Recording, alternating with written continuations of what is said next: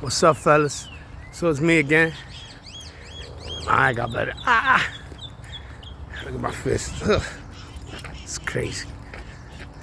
Now I could do all kinds of stuff now I couldn't do before, but let's get to it, day 3.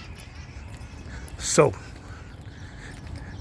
I would love to say you woke up, or I woke up on day 3 feeling better. But that'd be complete bullshit. Day 3, I didn't get no sleep, man. Maybe 10 minutes. This is the part where it gets hard, because it's all out of your system and you're like raw, right? Like everything feels raw, so raw. I can't even explain it. Like everything, the noises, people, your skin, your legs. I had my arms, I was swinging my arms. I had restless arms, restless leg. I don't know what it was, but I know I was swinging at the fence and there was nobody there. It was crazy. I was just, when you see me looking up, I'm just seeing myself doing it. Now, cigarette after cigarette. And at the time, I was almost falling broke. So, like I did it right, pretty much, like when my back was against the fence, and that's it. I wanted to give up. I didn't want to sell no more stuff. I didn't want to go keep hustling or asking or coming up with this to go get that. And that shit was just, I was tired of it. Had to stop. So, day 3. All these things, I'm trying to watch videos. I'm gonna go back. Derek Lambert, he's one of the main ones I've seen, because see, other people did like a day 1, day 2, day 3, day 4, day 5. But like day 7, day 8, I relapsed. Day 6, day 9, I had a small slip. Then I'd be like, damn, bro, it's hard. But that boy, Derek Lambert, he kept on. And other people behind him would fall and die. He kept on. And I was like, wow. And see, I had a lot of time, because when you're detoxing, time goes real slow. So cute, like videos like that, or like this one, or keep you like knowing like what's gonna happen. Now be sure you've been drinking water now. On day 3, you sweated a lot. Probably lost weight if you ain't been eating right. You probably had diarrhea, probably been throwing up. I thought I wouldn't have severe throwing up, but when I went cold turkey, I had severe. Like I couldn't keep nothing down. I couldn't eat. I couldn't barely water. Like water couldn't even be cold. Anything touched my stomach would go no. So that caused me to get dehydrated, and then in the hospital. And at that time I had wounds. I'm not smoking a cigarette. But this is how you smoke cigarettes when you detoxing like this. Literally, you go like that. You go like that. And you smoke another one. Sometimes it's better to do that than to use.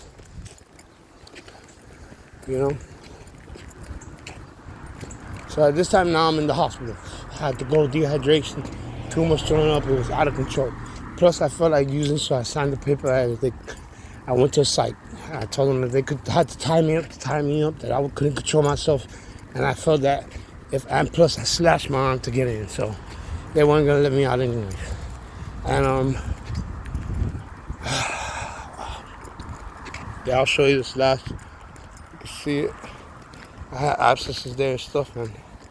So yeah, I'm a true dope user, whatever you want to call it. So,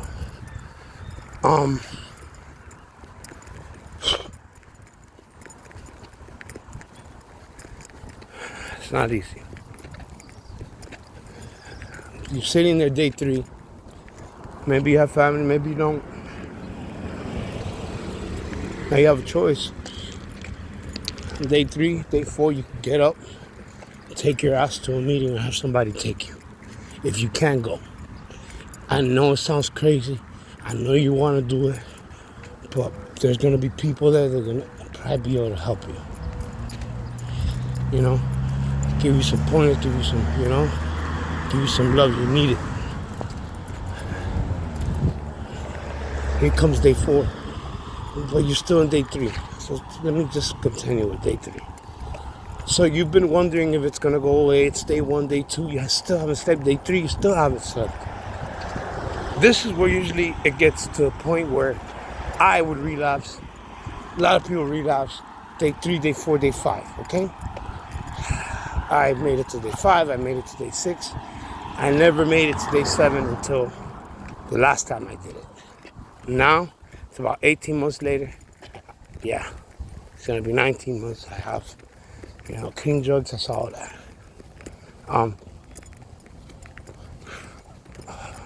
Cause I had to. All right, when I got out of the hospital, I was in there for over 2 weeks.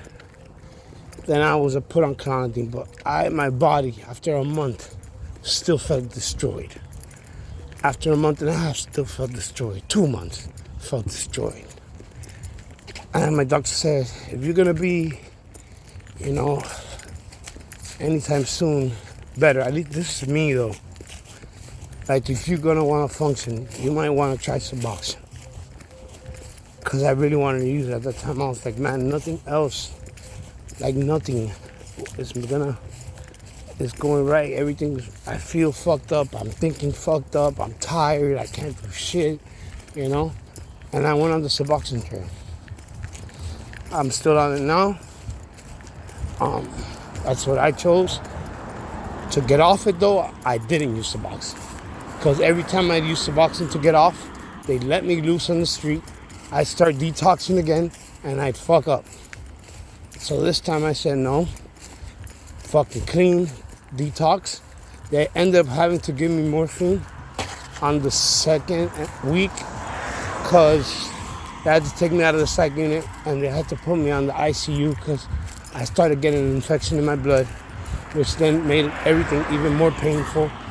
And then the doctor came in and said one of the craziest things. He says, man, we're going to have to give you morphine. You're going to have to say okay, because if you don't, you could die. And I said, why?